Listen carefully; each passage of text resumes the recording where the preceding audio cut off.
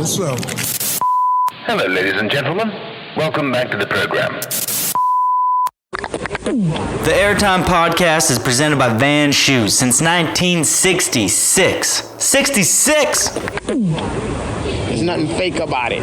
Have something to believe in and be yourself. You know what I'm saying? Ladies and gentlemen, welcome back to the podcast. Thank you so much for tuning in. We have an absolute boss on the show today. Somebody who puts his big boy pants on every time he straps in. Jason Robinson, all the way from Montana. This guy is an absolute animal on a snowboard. If you've seen any one of his video parts, it gets your adrenaline going from just watching it. You have an outer body experience and you're like, I'm flying! Jack! holy shit, this must feel insane to actually be the person who's doing that. And that person doing that is J-Rob, filming iconic video parts, heavily involved in the Absinthe family, filming some of his best video parts with that media production ever since, I would argue, one of his best video parts ever. He does an ollie in that part, and it might be as big as the hill I grew up on, Spring Hill Winter Park. Probably 300 feet. Jason ollies the entire hill in Alaska. That's how good he is. This dude shreds with Manuel Diaz for a reason. When he goes up there, they are a dynamic duo of destruction, wreaking absolute havoc. Back in the day, he used to film for Think Tank. He actually used to hit a lot of rails. It's crazy how he developed into such a gnarly backcountry rider, clearly inspired by his brother A-Rob, Aaron Robinson, an absolute boss on a shred stick, someone who was at the forefront of progression. Tragically, he passed away. We touched base on that in the podcast.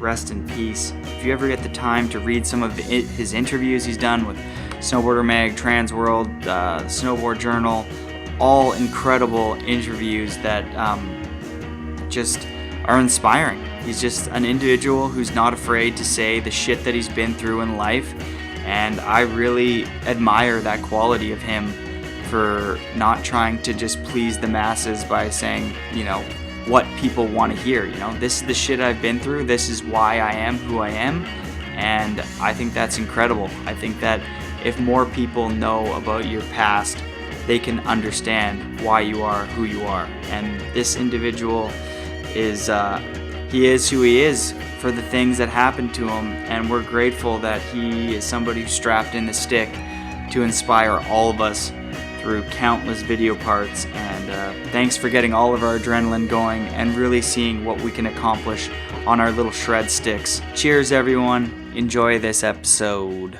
All right. A word from our sponsor, Vans, simply the best snowboard boots in the world. The boots that we're going to talk about today are the Verse. Built around a more expert rider, this boot has got you covered if you like to haul ass and shred. Also a great boot if you're up in the backcountry. It's got the dual boa. It's got that nice lace, that inner lace that you can pull, tighten, which keeps your heel lift down. Also has the zipper in the front that encloses the whole boot so you don't get any snow in the boot. It just keeps for a nice dry foot experience, which we all know and love. This boot is absolutely incredible if you are an all-mountain go-getter who wants something that's a little bit more responsive. Check them out today, The Verse, on Vans.com, Vans.ca, or any fine snowboard shop in your local neighborhood. Enjoy the show. We have the fastest ripper to ever go to Alaska. I don't fucking know, dude. You're on another tip. Jason Robinson, welcome to the podcast, dude. How you been? I've been well. Thanks for the kind introduction. Yeah, man, life's good. I've been doing well. How about you? I've been good, dude. Whistler's been getting a lot of snow, so I've been enjoying colder temperatures. I feel like yes. The last 5 years or so, I've been a Whistler for almost 15 years now, and the first 5 were epic, top to bottom. light snow. And then the last 5 years or so, we've been just getting that schmooey snow, heavy. Oh, yeah. The top alpine's always good, but if it socks over, pillows are all schmoo. Bummer. And just this year, dude, it's been cold top to bottom. Cool. And we've been getting after some pillows, which are like kind of my favorite thing to ride. Oh yeah, which of course. I haven't been fortunate enough to ride those lately. I mean, that's something that you love to tackle. Where have you been? Where are you located right now? Well, yeah, just right across the water from you there in Victoria. I'm here in Port Angeles, Washington. So, like, it's a little smoke signal or something your way. But, yeah, but here in Washington, here in the kind of northwest corner of Washington, I guess. But sick, dude. Well, yeah, let me know if you can throw me a smoke signal. I'll head over there. And I'll bring you whatever you need one from is Canada. good. Bring it. Yeah, you take a little boat, bring a little skiff over or something. I'll bring a boatload of our fresh snow over. It seems like it's getting pretty heavy in Baker right now. Yeah, exactly. The last few days have been rough, just really wet, everything raining up to the top of a lot of stuff. So, is that your home your home mountain for this season? Well, pretty much. I mean, it's a little ways away, 4 or 5 hours away, but I've been going up there for a few days to a week or two at a time, just kind of either camping out in my van or getting a little hotel or something here and there. But everything's kind of weird with the coronavirus and like couch surfing and hitchhiking and stuff like that. It's all messed up. But there's a lot of people who hitchhike in Whistler. That's like a go-to move. Yeah, well, mainly here because, like I was saying, because Baker, I've been going up there quite a bit. But then we got the little ski hill here in Olympic National Park, called Hurricane Ridge, and there's some really cool road laps. Like you can just drop off from the top of the little rope tow, and then you come out down the road a little bit, and normally like people just pick you up or whatever, pretty easy. And now everyone's just kind of drives by, so it's really not that big a deal. It's like a 10 or 15-minute walk, so it's really not that bad. But it's ruining your hot laps. Yeah, so the hot laps aren't quite as hot anymore out here, but it's fine. And so, growing up for you, Baker wasn't your local mountain. You grew up in Montana, if I'm correct. Correct, right? Exactly. What was childhood like for you in Montana? Well, I mean, definitely as far as the snowboarding goes, it was pretty ideal because, there's really not much to do there.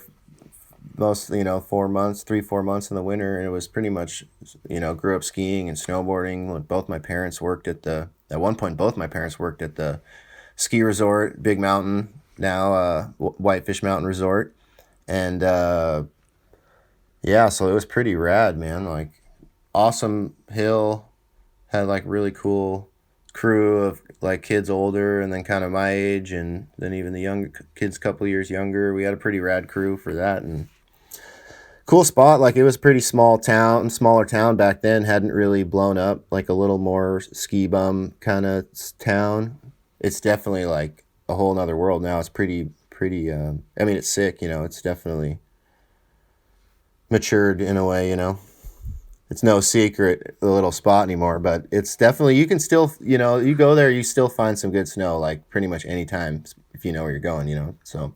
I did a road trip with my parents when I was probably like 13, 14 years old through Montana. Nice. And I had never been to Montana, but the whole time we were driving through it, I was like, this looks like Texas. And my dad's like, no, this looks like Montana. Oh, yeah. But from the Western movies and stuff like that, I guess I just affiliated it with Texas. But that place it's got to be one of the nicest places in at least North America, dude. Montana, dude, well, the fishing, the mountains, the rivers, that place is got a beauty of its own. Certainly, yeah, it's got a bit of everything, but to your Texas reference, like definitely the, excuse me, the, eastern like 2/3 or even 3/4 is pretty much like flat and kind of prairie plains. I mean, it's definitely beautiful in its own way, but it would definitely remind you of Texas. But all like the mountains and the really thick forests and everything's more, like on the east or the western third of the state. So if you're just driving through, it seems like a lot of prairie, a lot of cornfields and hay and stuff. And was youth spent like skating and snowboarding and stuff, or were you doing the Montana, like were you fishing, horseback riding, or did you do a shit mix of all that stuff? No, not I didn't really grow up with too much of the hunting and horse or any horseman culture or any of that sort of stuff.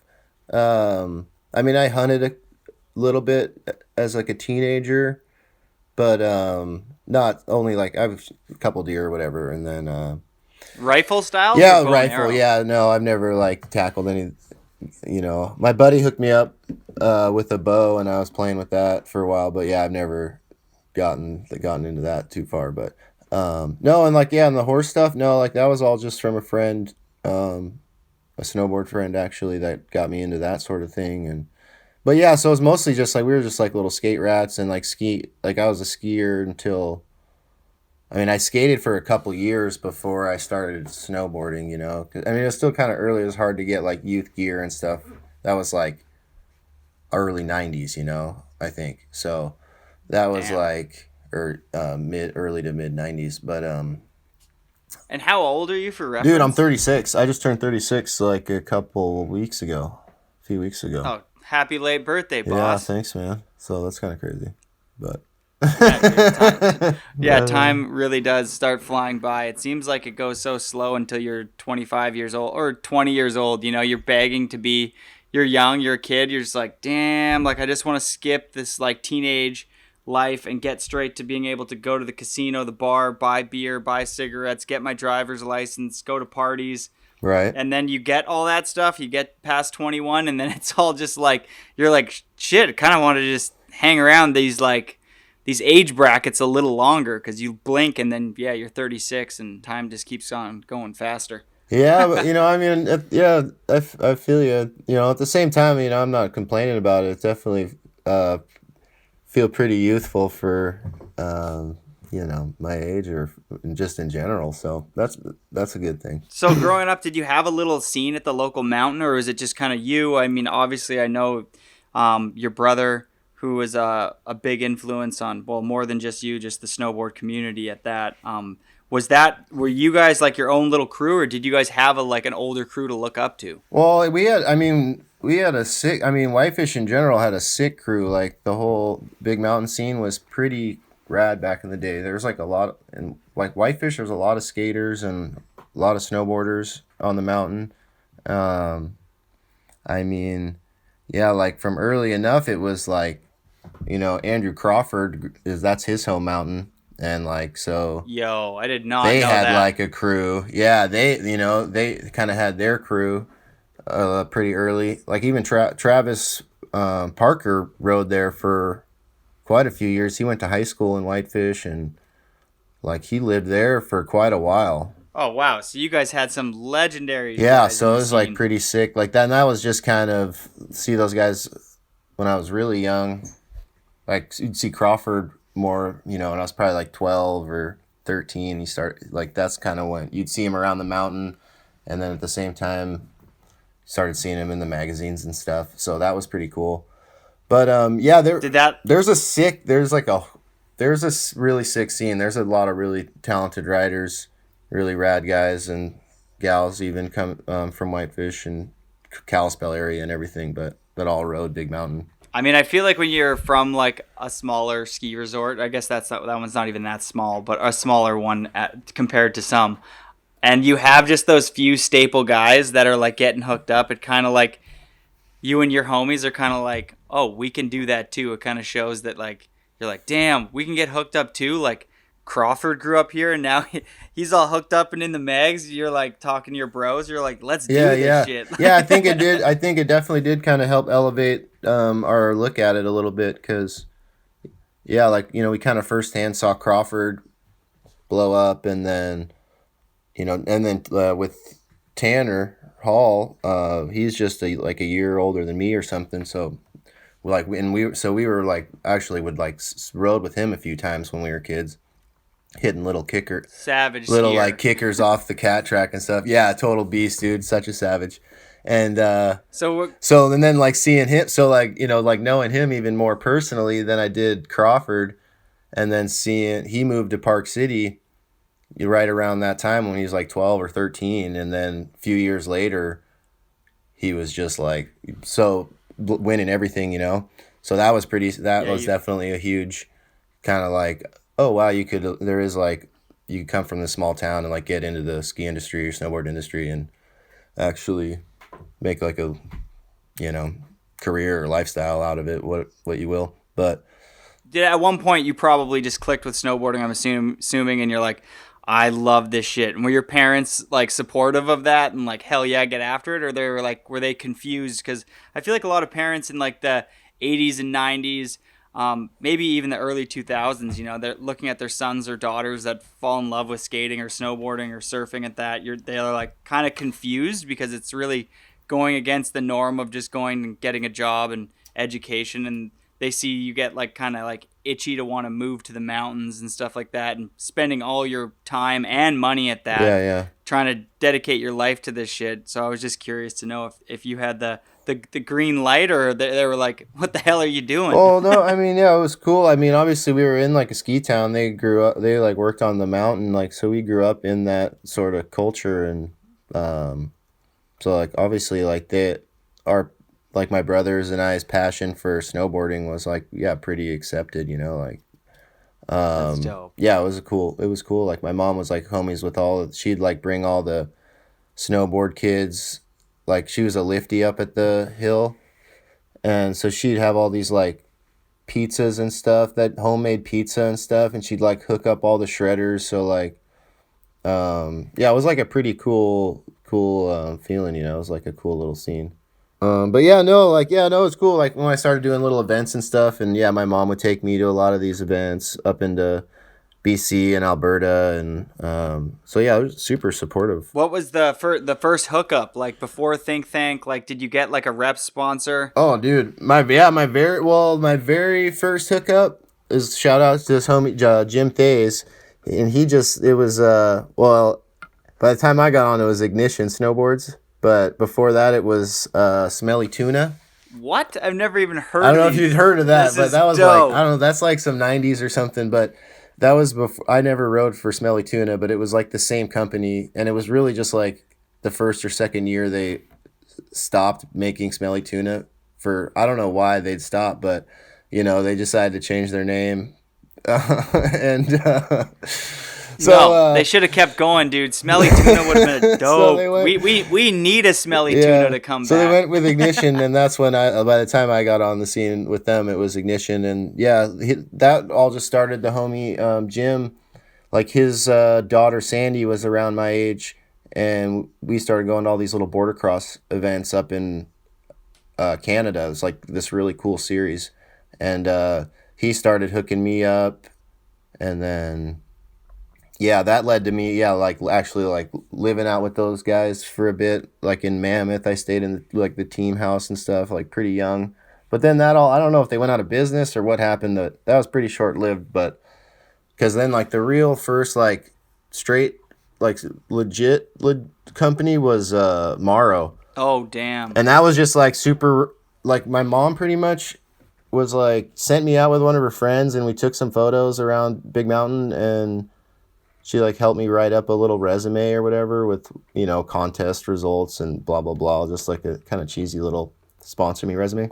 But because back then it was just like written, and I don't know if they were like photocopied or what, dude. It was like nothing. It wasn't like digital or anything, you know. It was all just like the physical copy. So and she like had me pick like 5 companies I was hyped on, and sent one to each one or whatever. And dude, it was crazy. We were just like around dinner or something one night, and got a call, you know, before cell phones and everything, dude, pretty might. Like, I don't even think might have probably existed, but it wasn't commonplace, you know? And so we got a call on the home phone, and it was Chris Owen at Morrow Snowboards. And he's like, yeah, we were hyped on your stuff, you know, like, we want to send you some boards or whatever to check out. You know, we'll send you a few, see what you think, and blah, blah, blah. We're like, we're hyped. And I was just like, dude, I was like 12, dude. I was maybe 13, but like right in that 12, 13 area zone. And like, dude, Chris sent me like a week or two later, whatever, like 6 snowboards show up. And it's just like, and there was West Beach also back then. So like all this like fresh, because it was like Morrow West Beach. Full West Beach outfit, 6 boards, dude. I was just like tripping, dude. I was No like this way. little kid, This you is know. epic. That was sick. And then that's, dude, yeah, that was cool. So that was my first real hookup. It's crazy back then. Like, I just did a podcast with Alec Allstring, and he was saying the exact same thing, that Stale, when he first got hooked up, this is like early 2000s, maybe late 90s, and he gets a box. Same thing. 6 boards show up. And I was telling him about how when I first got on Mission 6, same thing, like 6 jackets, 6 pairs of pants, like Yeah, it's crazy. like no pros are getting 6 decks at the beginning. Yeah. of the year No, to and he was start just out, like, you know. try all these out and like whatever one you like the most, you know. It's like it was just like try them out all out. It wasn't even like get shots on them or anything. He's just like, yeah, try all these out. Like, let me know which one you like or whatever, which That's ones the you best. like. Kid from Montana makes a promo video with his mom, sends out some emails, gets a home phone call during dinner. Yeah, dude, it wasn't even a video. It wasn't even a video, bro. It was just like it was like photos like from, you know, like film, like a 35 millimeter film, like a regular film camera developed and then like photocopied onto just white sheets of paper, you know. It was just like more like a little portfolio or whatever than a video. It was just like Chris Owen, shout So- out to him. He's been straight up, dude. Shout out to Chris Owen, dude. That was insane. Cause yeah, like then that year, dude, they like full on embraced me because that I might have been that same year. My mom, that was my first time to Whistler, you know, actually. So up to your guys' neck of the woods, but yeah, for the West Beach, it was the West Beach Classic, dude. In like, I don't even know the year, but who won? way back in the Chris day. Brown? He won the Big Air. That was like this huge snowball fight broke out on the Big Air and stuff. Like he was in the orange jumpsuit. Or Jason Brown? Was it Jason Brown? Maybe Jason Brown. Well, I think Browner was mad because he did a cab 7 or a switchback 7. And somebody who won did a cab 9, and he was like, "What? Switch to switch is more steep," or whatever. I heard him complaining one time after a bar. Yeah, I think if I remember correctly, it was Jason Brown. He was in the I believe it, orange dude. Jason jumpsuit. Brown But that was the year sick. like Michael Chuck was like going just animalistic, dude. Like so massive, like those huge double back rodeo Michael Chuck things. So that was like my first time. Like I went up with those guys, and it was like Tyler Lepore, Dirksen, Crawford, and Chris Owen, and we're like staying at this, and my mom and I.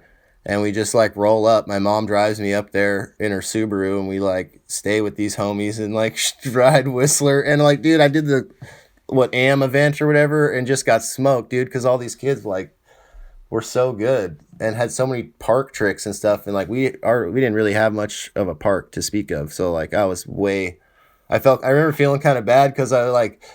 My contest results on the resume were all hyped, you know, like all these firsts and stuff, because it's like this a little local contest. It's just like you and like 4 of your homies competing against each other.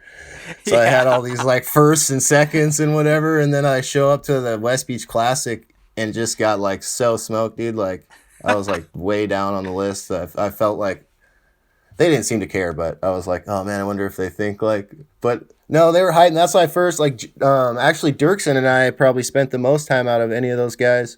And that was pretty cool. We kind of clicked. Like I was like riding with him and he was hyped. And obviously I was hyped on him. He was like one of my favorite riders.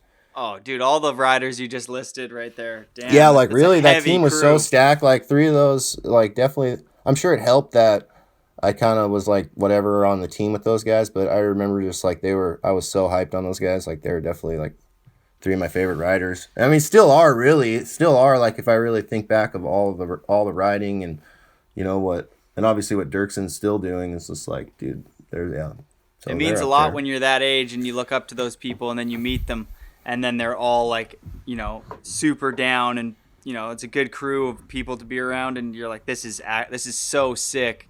Because it'd be such a turnoff if you showed up, you know, West Beach Classic, and they're like not down, kind of like, you know, vibe you and stuff. You're like, fuck, this sucks. Because you're already kind of like bumming. But if they're all like hyped on you and you're blending with the crew and stuff, that's the fucking best. Yeah, that was fun. I got to some pretty cool experiences. Pretty young, kind of got exposed to a lot of that stuff young. It's pretty cool. That's a pretty all-time cast and a pretty all-time beginning start to the career there.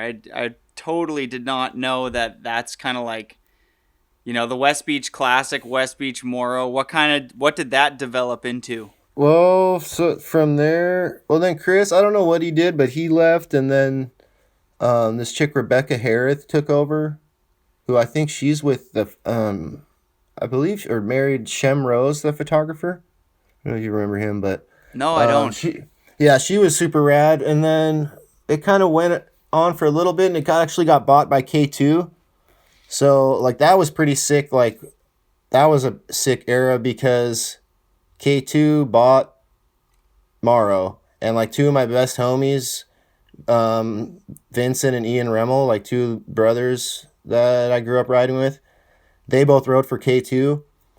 So now I rode for Morrow, and like we would go to the K2 house in Mount Hood and just like stay there for like few weeks or whatever in the summer.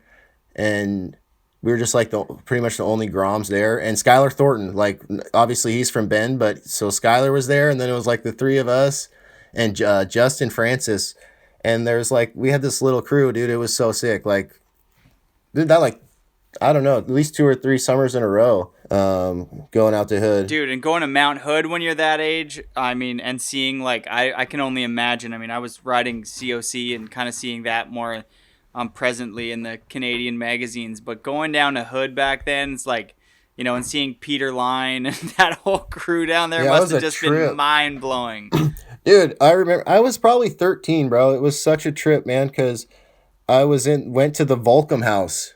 My team manager took me to the Volcom house, or brought me to the Volcom house, and it was Jeff and Billy Anderson, Mikey LeBlanc, and Bobby Meeks, and they were all like playing like drinking games, and we just like joined them, and I like started playing drinking games and was like actually like drinking and stuff with them, and like I was like 13, dude, I think, and it was so crazy because they were so hammered, dude. And like Jeff and Billy got in an argument over the rules to the game.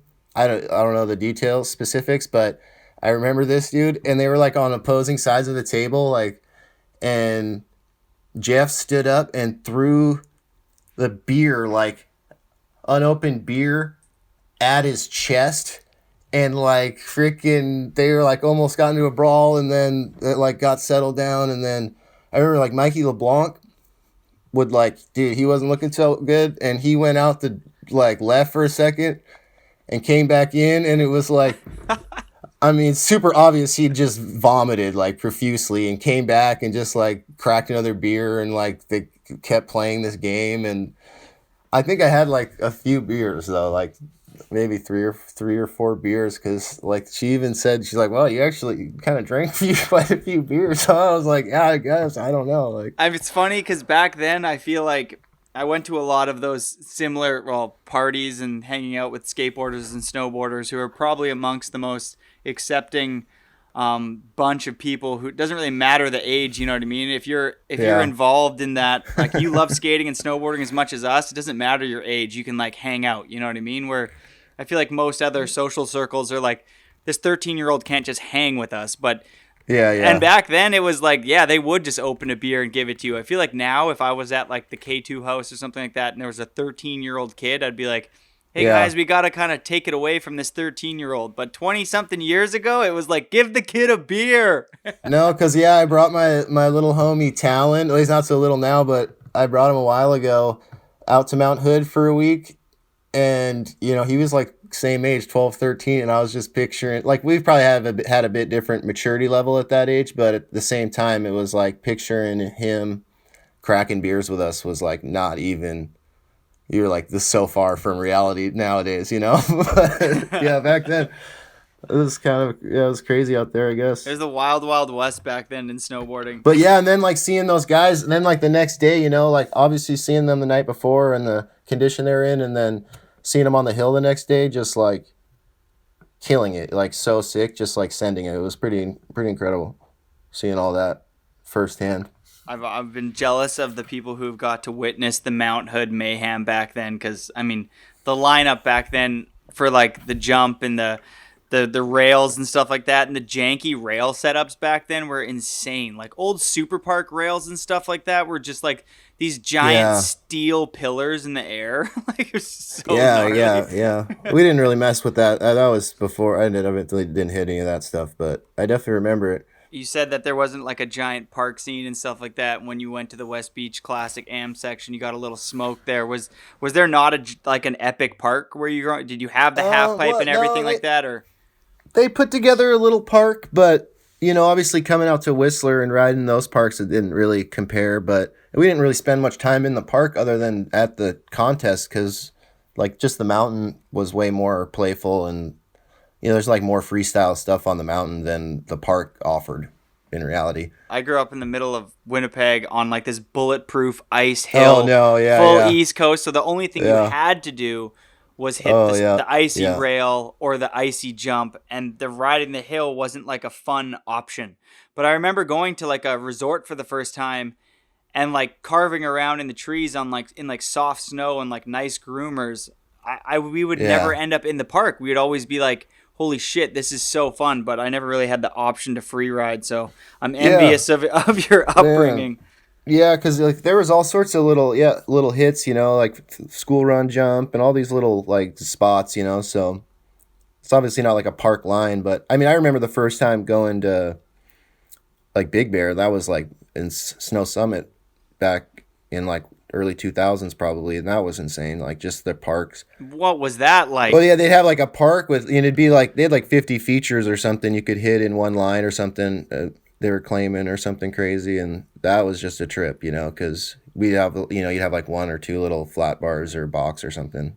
But I mean, so yeah, we didn't really grow up with the park, but the mountain, I'm not complaining about that. Obviously, like you learn to ride powder pretty young and find the little hits and everything. So, and did that all kind of like branch into this think tank thing? I mean, I'm kind of imagining this West Beach Morrow era straight to think tank. There must have been like something in between that kind of solid decade. Yeah, that's what I mean. I get it. Think tank into the absinthe. That's when you kind of came on my like Winnipeg radar when I was like, holy shit, this kid's amazing. Well, yeah, because then something, I guess, I don't know if people know this or not, but I mean, a lot of my friends do, but because then I once I started going to those events up in Canada, like I would, that was a pretty big thing from like 13 to 18. I'd go up to those things like almost every weekend in the winter, and they'd have a boardercross series. Oh, sick!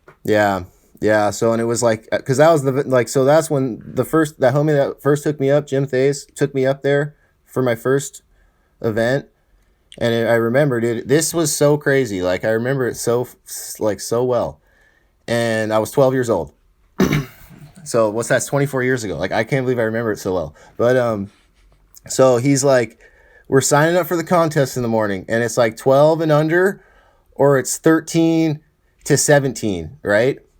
And then it's like 18 and over is like the next class. So like I'm signing up for the 12 and under, because I'm 12. And he's like, yo, the thing is, the 12 and under, you just win like some gear or whatever. And I'm hooking you up pretty much head to toe with gear. You don't need anything. You should do the 13 to 17 because first place is $500. Make some loot. Damn, dude. I was like, holy cow. All right. Like, I'd never earned $1. I was 12. I don't think I never really had like chores where you get paid for like the paper route or anything. So I never even earned $1, I don't think, at that point.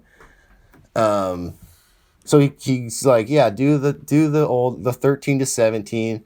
And so, now I'm in here with these like pretty much like grown men. And I'm when you're 12 years old, a 17-year-old guy is huge. So I'm like a little guy, but I squeaked in there, dude, and I made it into the finals. And I remember, I'm going, the final run, and I get out in second place, like off the bat, and I'm just following the homie down, like no big deal.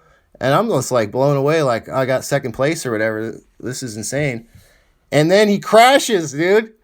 He crashes, and I just ride past him, hit the finish line, dude, just like some of these guys were like legit almost like twice my size, it seemed like, you know, I'm like this little dude and I freaking win the event. And bro, that's amazing. So you won some money? How much money did you make? well, so here's the deal, bro. So this was $500 Canadian, right? $500 check. And back then, the exchange rate was Terrible. pretty bad for Canadian, right? Oh yeah. So like 500 Canadian was like 200 or 300 or maybe 300 tops. But dude, I'd go to my bank, right, and just cash it. So it didn't say Canadian dollars or anything.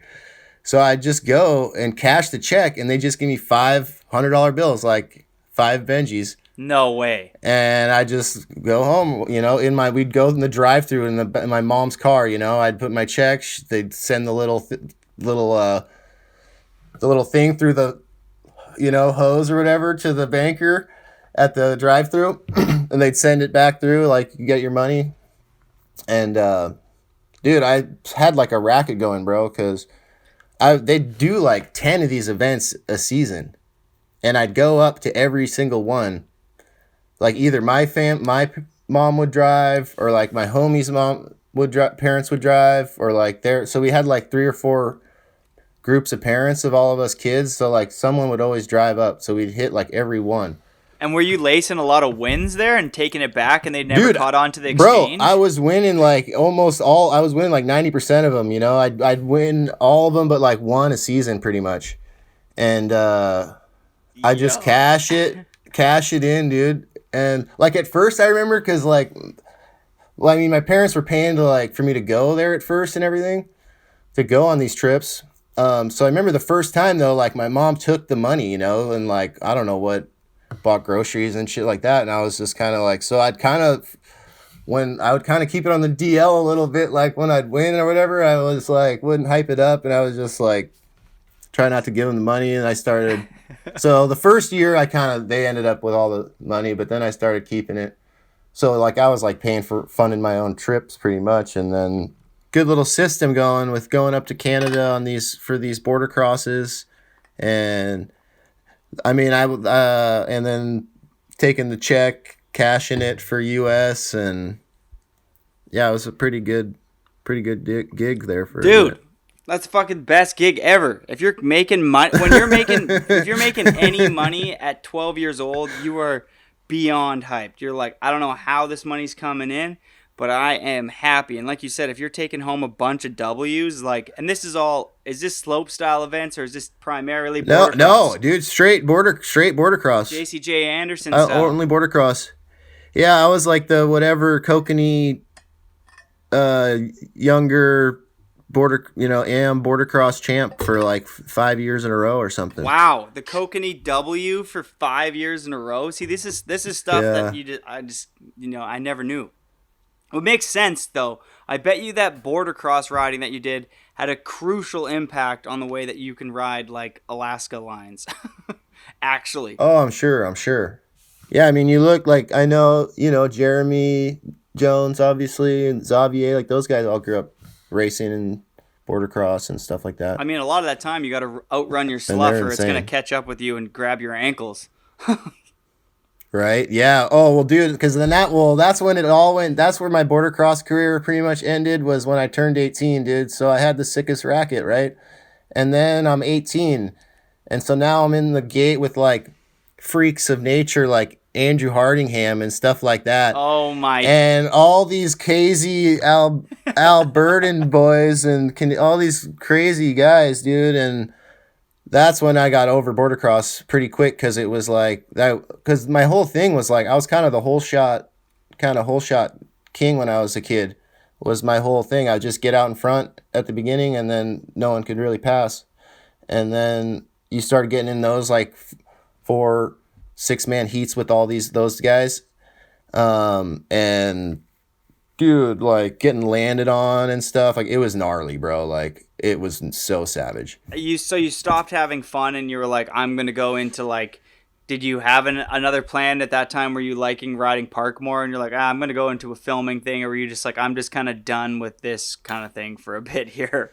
Well, I didn't really have a plan with any of it, really. But I mean, at that point, I'd done some like bigger events, like some of the back then they had the Vans Triple Crowns, Oh, and yeah. I'd done some of those, and in those I actually did slope style and border cross and everything as well, but did decent.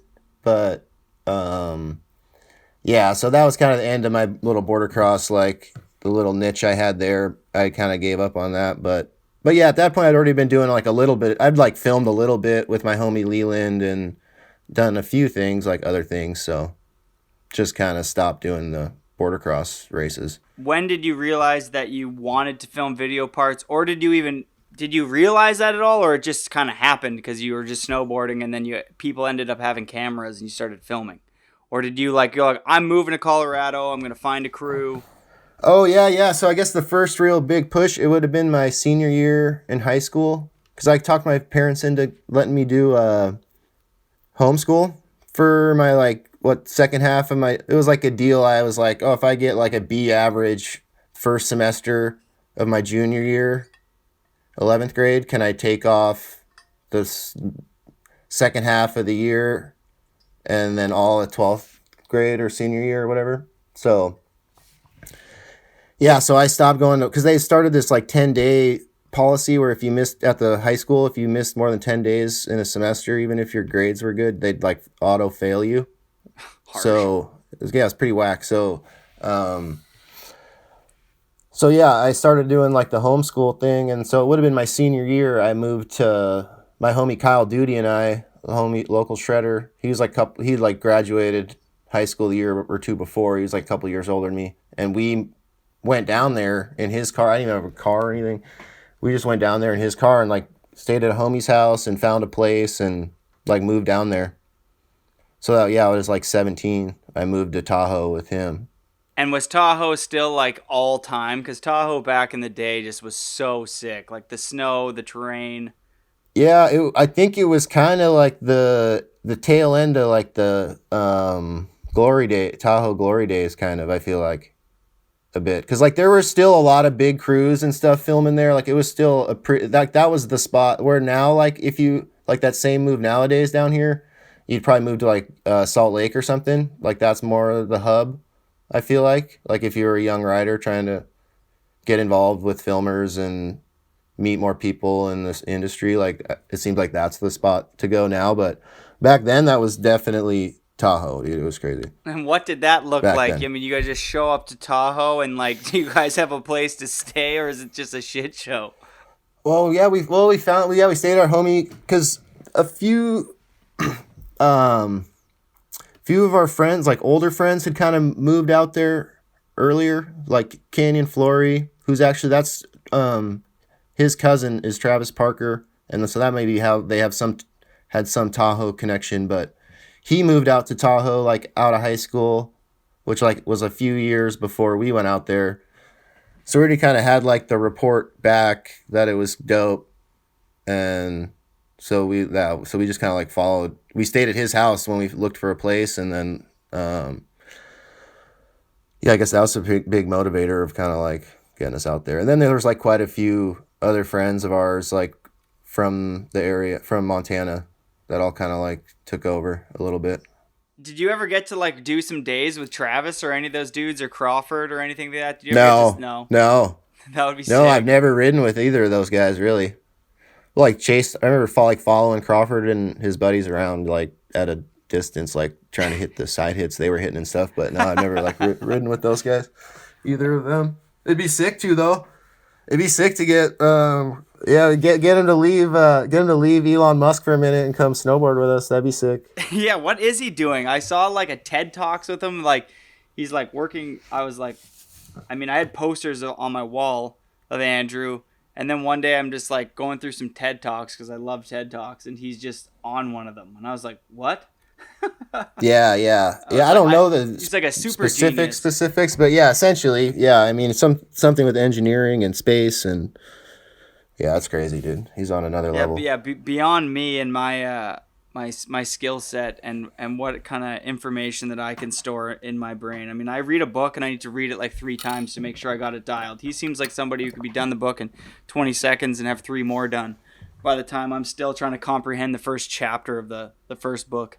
Yeah, true. And well, that was the thing. He was actually like a prodigy child, violinist, or yeah, if that's how you'd say it. Yeah, but yeah, he played the violin, extremely talented with that, and then obviously got into snowboarding, and I'm sure he still smokes it on the violin though. Anyone who's that smart can probably just continue to rip shit up, especially violin. I mean, to play the violin, the piano, any of those like really tech instruments and play them well, I mean, you have to. There's just a certain level of I don't know. I played the trumpet because there was three chords. Oh, nice. Keep it simple. That's cool though. Yeah, no, it was sick. I quit though because, for one, I think my parents were kind of over me practicing in the basement, and for 2, I was sick of listening to myself practice in the basement because I was like, this is not a fun instrument to play alone. The trumpet, it's terrible. It's loud. It's annoying. If you're not good at it, it's like the worst time ever. Oh yeah.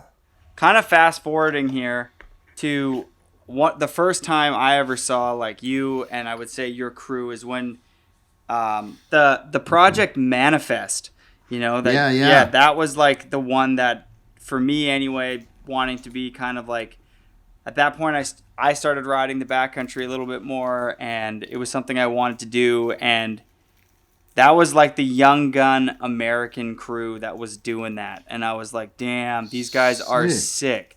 Because we were filming for like Sandbox at the time and stuff like that. Yeah, for sure. And yeah, that was the first time I remember watching that movie and being like, damn, yourself included, your brother. I mean, Blake Paul was in that movie. Yeah, that was pretty insane crew, really. Dude, yeah, you guys were crushing it for like, and I mean, back then you're not getting like giant budget either. You know what I mean? You're hitting up like Bent Metal and LibTech for like $3,000 to pay for some gas and stuff like that. Like, the fact that you could pull together a video that good is already incredible. Well, yeah, I don't know if he really, because I mean that was all on Aaron, and I don't really know if he came up with much budget at all. Like, I don't know if Sam's who made the movie and everything and traveled with Aaron all season, and I don't think he got paid or anything. Maybe he got some of his travel paid for, but I'd have to ask him. But yeah, dude, that's essentially where the manifest came from, because he essentially just manifested it. It really wasn't. I mean, I think the caliber of what it was especially for the budget and everything, is just like insane, like unheard of. I mean, definitely can't go without mentioning how sick Aaron's style was. Like, that guy, he looked amazing when he was riding down on a hill. Yeah, seriously, man. Like, few never made it look as good as him. Like, in all reality, man, like he's up there with the greats as far as, picking lines and riding, fluid lines, creative, technical lines.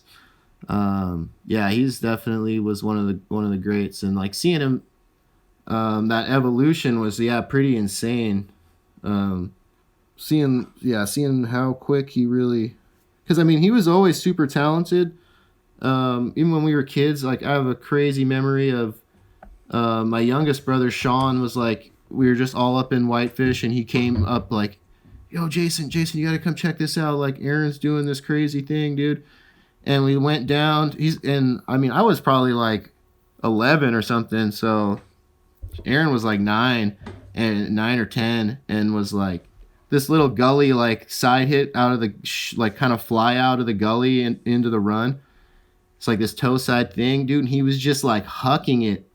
And, I don't even know, like, more spins I'd ever seen anyone in person. Like, he was going 9 or 10 or what, but it was just like hucking backside and just kind of like, not like stomping it, but it was just like insane. That was one of the first moments I remember being like, holy cow, dude. And then, with the skating too, like, we were all trying to, like, when we were kids, we were all trying to learn kick flips and stuff. Like, and all my friends, we were a couple years older, all trying to learn kick flips, and he learned them before we did. So that was like kind of an obvious sign. It was like, damn, dude. Because he was always good, even from super young, but like when it really switched. Like, he moved out to Washington. Like, he followed my whole thing with the high school homeschool deal. So his what? It would have been his senior year. He moved out to Seattle and was going to the community college, and had a pass to Alpental, and like obviously access to all the insane skate parks and stuff in around the Seattle area. And that was kind of a period where I didn't really see him a whole lot, or for like a few years, like didn't really ride with him much. And then like knew he was killing it. But then, yeah, actually like that Manifest year was like the first year I really rode with him much in a few years.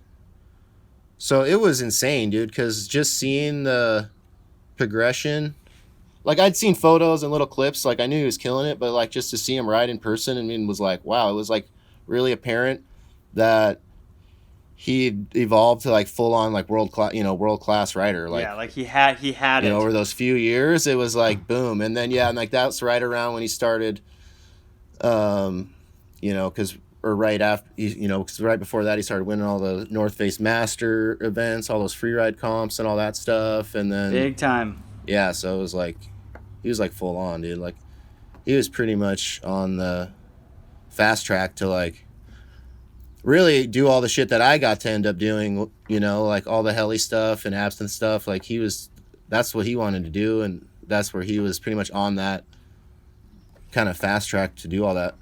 I mean, how did that opportunity present itself? Like absinthe, like when did that door open for you? Yeah, well, that's an interesting one. That was like super last minute. Like I just got a random voicemail. It was like a week after I'd podiumed at the Baker Bank Slalom. Sick. I got third. Yeah, it was like crazy because it was like top 5 were all, other than me, were like all the boardercross team, Yeah. So it was like the first 2 were gold, silver, Seth and Graham. Yeah. Gold and silver medalists, and then like Temple. the 3rd and 4th behind me were like, yeah, then it was like Nate Holland and another border crosser, and then it was like Terrier, Temple, and like all the usuals, So like that was a trip. So it kind of stood out, like a 3rd stood out more than it probably would have usually, because for that reason, That must have felt amazing. That's a special event. You know what I mean? To get a medal at that one, especially at a younger age at your time, you probably were just so that was excited. epic. Yeah, I was on cloud 9, dude. That was a trip. That was a dream, man. Dream come true. But yeah, because then it was like a week or so later, I just had a voicemail from Justin, and he was like, yeah, I just wanted to talk about maybe filming, with you. And so I called him back, and yeah, so it was like super random. And this was like end of February, middle or end of February. Wow, so late in the year. So yeah, he just kind of randomly reached out, I guess. Like he saw that I did good in the event, and then I think he asked like Bodie or Blair or something, and they're like, yeah, dude, he'd be sick on the crew, like for sure. So I think that's more or less how that went down. Dude, that's an insane call, because I mean, now it seems that like just with how much it costs to be in a video, like Absinthe, you know what I mean, Standard, all those movies, it costs like 10 to 20 grand, even back in the day, I feel like some of them were like 30. And it's like, to get the budget for that movie, like how did your sponsors throw down for that? Like how did you get into that? Like, did you have a 30 grand sponsor, or like how much was the buy-in back then? Well, it's interesting you should ask. It's it was 20 grand to be in the movie.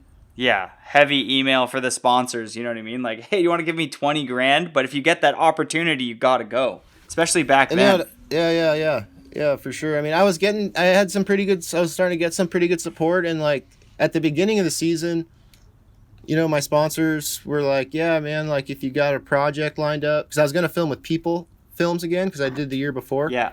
And then that ended up being their last movie, that Pretty Wise or Rusty's Got the Ender. Yeah. Part. Very sick. So that year, the next year I was gonna film with them again, but they like didn't get budget or whatever. So I really wasn't doing anything but just like riding all the time, like in Whitefish, just riding, not filming at all. And then, yeah, like he pretty much was like, yeah, it's 20 grand. And I was like, I don't have that sort of money. And like I emailed all my sponsors, because they said at the beginning of the season they could probably get some budget for a project. And I called them all, and they're like, "Oh yeah, like that was in November or whatever when we were talking about that. This is like end of February, like those budgets are all washed or whatever. Like, we're sorry, we'd love to help, but good luck. Like if you can pull it off or whatever." And so yeah, I don't know. And then I'd never met Justin at that point or anything, but I was like, I don't know. I guess I'd like pay you back or whatever. It's pretty much, it's pretty much what I said. I don't have the money, but I could pay you back. Because I was thinking about it so much. Like, I was like, dude, what if I don't do it? Like, what if the opportunity doesn't like come again, like next season? Like, man, and it's like March and April pretty much left. Like, I don't know. Like, it's a big risk. And it's not like I was making like that fat of money from snowboarding. So like that was like a whole lot of money. $20,000. That's a whole lot of money. That's a whole lot of money for anyone. But like, that was like a whole lot of money. So it was a pretty big commitment. Would you guys like shake on it and you're like, okay, I'm going into, because that's optimistic year, right? That was Dopamine. Oh, Dopamine. Sorry. Yeah. Wow. Yeah.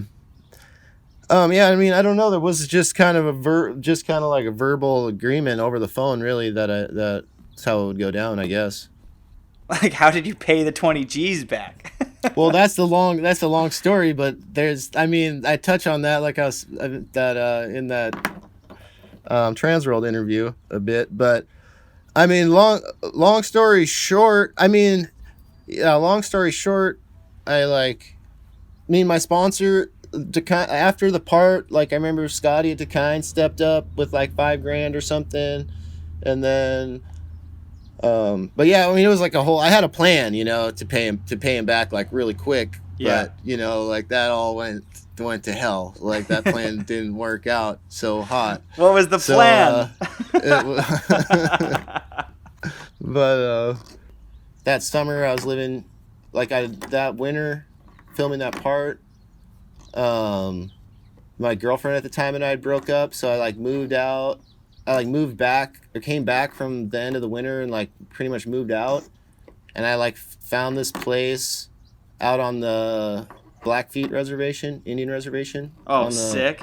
On the east side of the Rocky Mountains in cheap Glacier rent? Park. Like, yeah, pretty cheap. I think it was like $600 for this like house, little cabin thing. Like it was on like 10 acres. Like, wow, gorgeous, dude. Like right at the foothills of Glacier Park and stuff. Like crazy view of the park, and I can there's imagine, a little creek, dude. and stuff, and all these animals. It like all these moose cruising around, and saw a few grizzly bear out there, and all sorts of cool stuff.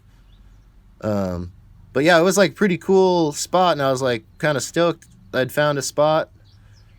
And then I was like started thinking like, oh man, I got I owe all these guys all this money, like I don't want to owe anyone any money. I hate that feeling. Same. And yeah, and I was like, well, hell, I'm like way the hell out here. I'm really like middle of nowhere, dude. And like, cannabis was like legal in Montana for medical, so I was like, damn, dude, okay. I like set up my appointment and everything to get all set up with that. But like, I kind of, obviously I kind of jumped the gun and like I just like started the whole garden and everything as well. Like before I had that all dialed in.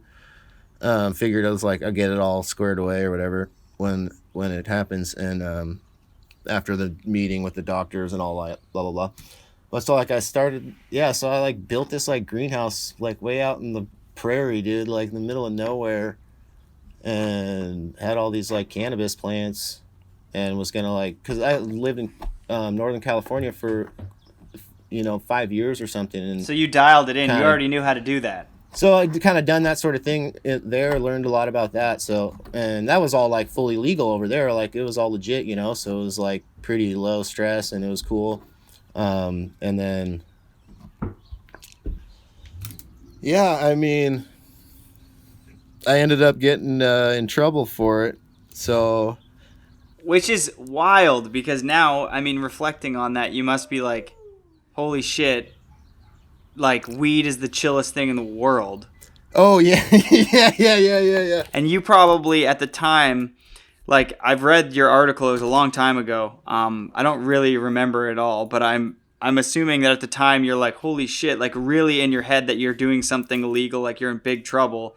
And you're literally growing a plant that's now probably they're going to pass like some laws and regulations that just make it legal across all of the US. And 10 years ago or whatever like that, you're thinking you're going to face jail I don't even know time if it for was this 10. thing. It was even less than that. Yeah, 7 or 8 years ago. Time has Yeah, changed. it's crazy. But the reality is I got off pretty easy, and like, so there was definitely was some leeway, and like the reality, I think too, like if I would have had the medical card all in place and everything, I would have been fine, which is you can still do that now. And I don't know what the, if it's legal recreational back there or not yet, but yeah. If you're gonna do that, go through it a little bit more legit, so you don't have to have the stress of that, which sucks. Because I mean, like literally, you're growing some plants, just give some people some weed so they can just chill out and eat some pizza, and you're starting to feel like a legitimate criminal who's like slanging heroin over the border. Right, and that's why there really weren't. I just had a fine essentially, and they didn't even prosecute. They just pretty much, it's like it never happened. Like the case got dissolved, so I just had to pay a quote unquote like donation. That's how they even worded it. So I had to make a little donation, and it's like it never happened. And I learned a lesson. It was a pretty crazy experience, but yeah, I mean, I can wiser for it. Exactly. That's the thing, is you only can look back at it and be like, wow, well, what did I learn from that?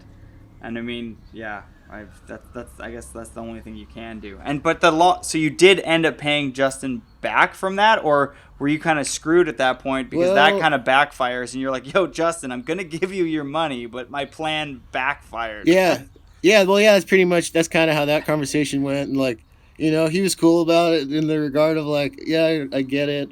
No worries, like take your time, but like kind of like we're still gonna need, it's not like we don't need it anymore. And I was like, all right, yeah, give me some time, I'll figure it out. But like I just kind of chipped away at it, and I helped work something out on one of the next year's, like money extra that I raised from sponsors in the for the buy-in.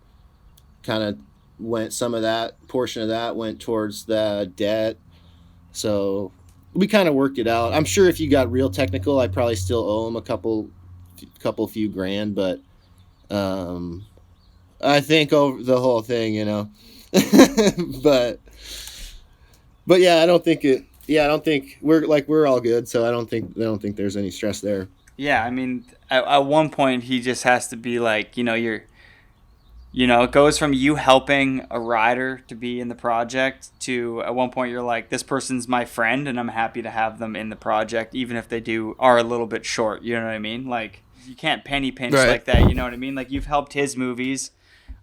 Just as, it's like a give and take. You know what I mean? Some of your parts in those movies, it all comes around and goes around. Yeah, exactly. And a lot of those seasons, that movie, like Absinthe movies, were a little bit slower than the typical Absinthe movies that we all grew up watching. And I would say sometimes your parts would really be the pinnacle of what Absinthe is. You know what I mean? Fast riding, Alaska, ripping.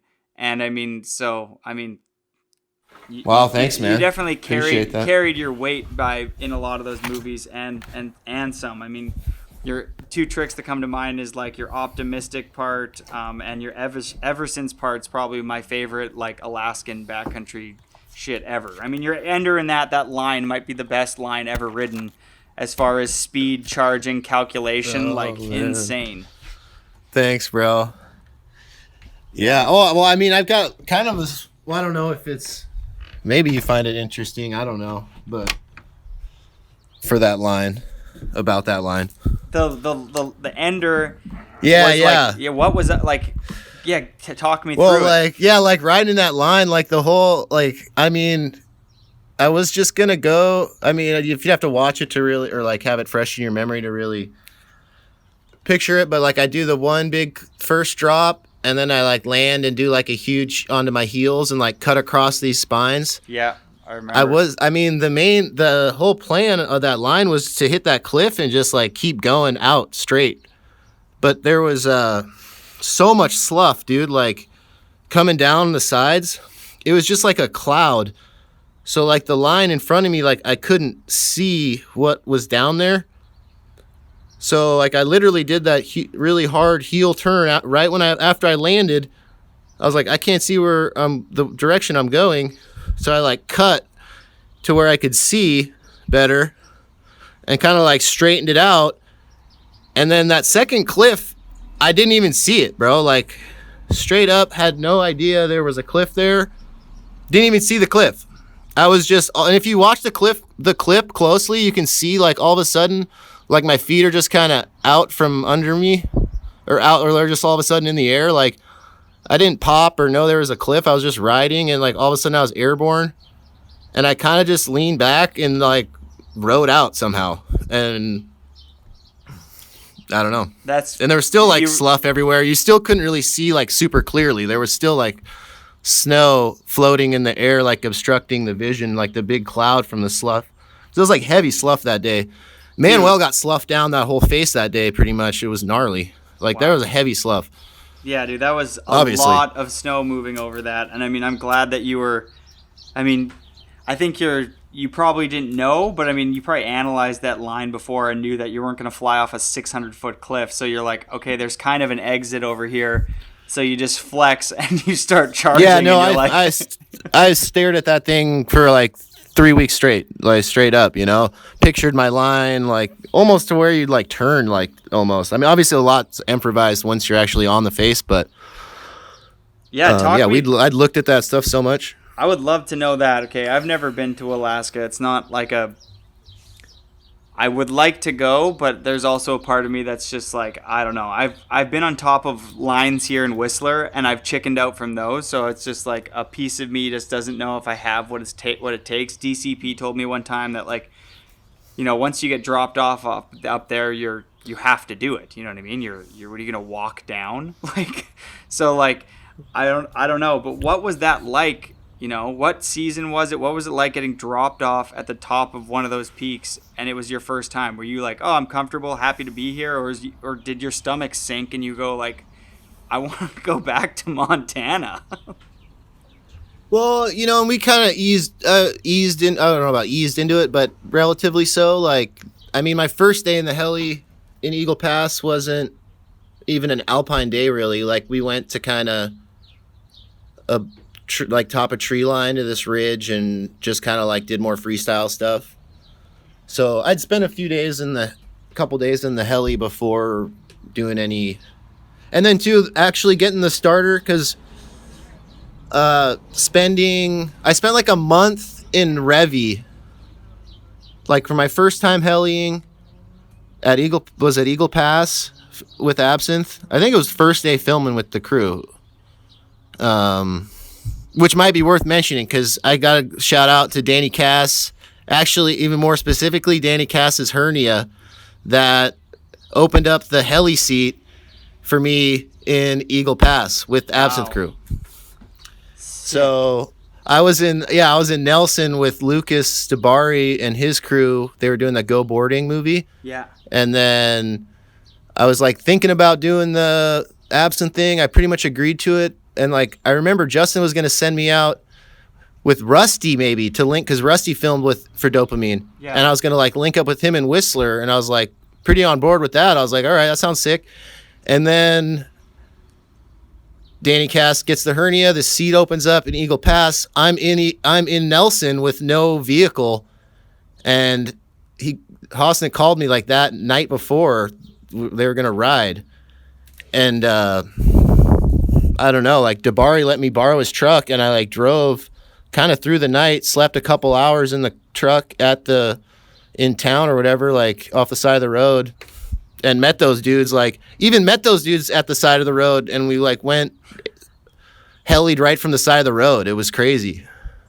So that was like my first time. I love that that's your first time. Most people would be like, they would need they would need a week of mental prep. They'd be checking everything in their bag. I love that you were with, Lucas going to go out the next day, do a totally different day, and then you get this opportunity to get in the heli because Danny has a hernia, and you boogie overnight, sleep for 2 hours on the side of the road, and then get thrown into a helicopter on top of a line the next day. Yeah, well, yeah, and the riding was pretty mellow that first day for sure, but we were like in pretty familiar stuff, like nothing too crazy. But I feel like your mellow though is most people's like balls to the walls. Well, no, but I mean, same sort of stuff you guys would sled to in Whistler, nothing too out there. It was like nothing I hadn't ridden before. Is what I'm saying. Like it wasn't anything that like your typical heli experience. Well, what's that like? Going from Eagle Pass to getting dropped off somewhere like, somewhere in Alaska, like the vastness of those mountains and those lines are so long. And then there's always like that one 300-foot cliff on the left or right. And then there's like 4 Bergstroms that you have to dodge. Like that must be something like you mentioned that you were looking at that line for like 2 weeks trying to make sure that you would make all the right calls as you navigate through that. Like, who was your mentor and teacher? Who was the person that when you got out there that you were asking questions to when you first came to Alaska? Well, too, at that point, I was like maybe 28 or something, so. Wow. So you were already pretty confident in yourself. Yeah, I wasn't like some of, like I know like Nicholas and those guys, their first years there were like 18, and I'm pretty glad I was a lot more mature of a rider. Because, like, I really my kind of foundation kind of all came from my brother, Aaron. I mean, I did, like, avalanche courses and stuff when I was super young. But, like, the real in the field, like, hands-on foundation all came from him and riding with him around Tahoe and stuff. And that was, like, first time anyone had ever dug, like, a profile pit and that I'd seen and, like, assessed the line and took photos. And then these were pretty mini golf lines. I mean, he was calling them mini golf. I was like, this is like biggest stuff I've ever done. It's just stuff right off Donner Pass and stuff, all definitely mini golf. But for me, I was like, yeah, this is mini golf. My little brother's schooling me out here how to do this. It was pretty sick though, dude. Like, and then I just kind of like normally just picking like the mellowest kind of most straightforward line down, and he was getting kind of playing with it, and playing with his slough and playing with the whole. Like just such a dynamic run, and yeah. So seeing that was pretty like that was definitely. Do you feel like helped, and obviously. I mean, we didn't really touch base on it, but I mean, your brother tragically passes away, which I mean was it was a devastation for the whole snowboard community. I couldn't even imagine what that would have been like for you, and my condolences.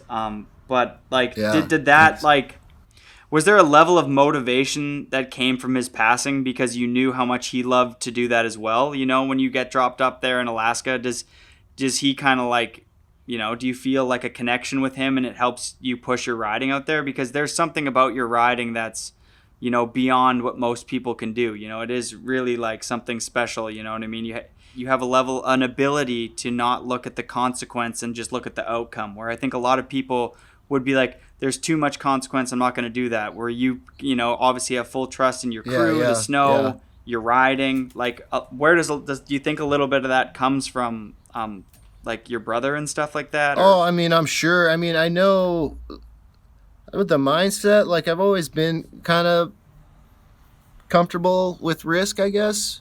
More comfortable than your average person at least. But, I mean, with him, it just kind of like, I mean, it wasn't even super conscious, but it definitely like lit a fire, I mean, in a way. But like for me, at the time, I wasn't even really seeing it like that. It was more like snowboarding was just such a huge part of my grieving process. Like I would just go, because I mean, I did feel like a connection being on my snowboard and being in the mountains and being with, fellow snowboarders and, people that knew Aaron and stuff would hype me up, so like, there was definitely that element. But it was like mostly like, it was like a huge grieving process. Like I would just go I remember like that year particular, that dopamine year, and yeah, I didn't have a film crew or anything, and I was just like I was just riding the resort like mostly by myself, just so like bell to bell, just like even if it wasn't even that good, just like riding, like not even taking breaks, just like having snacks on the chairlift and going for water and stuff. I was just like riding so much. So I mean, as far as the skill side, like that's kind of helped. I think my riding elevated a lot over those like year or two after his passing. Like definitely, like from a technical standpoint, like my riding got a lot more solid and a lot stronger.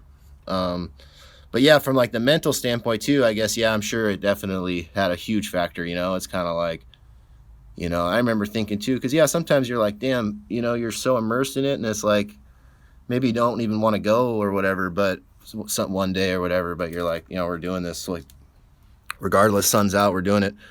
And it's like, yeah, I always felt like for him, for sure, like you got to do it. Like you have this opportunity, you got to do it to the max, like really. And then so like all the homies that I grew up with that never, got to do this stuff with snowboarding, we all had the same dream to get to do it, and my brother had that same dream, he didn't get to do it. So it's like you kind of owe it to them in a way to like do it right, if you will, like and yeah, and I knew too, it's like a fleeting moment. Like it was a tough pulling up all the heli stuff, like just in pretty deep over your head with budget and stuff, and like just to take away, not focus on that, and just like go out there and ride and learn. Like there's so much to learn. Like I mean, yeah, kind of bummed I feel like I got cut short a little with the heli stuff, but it was just kind of, I think, timing with the industry and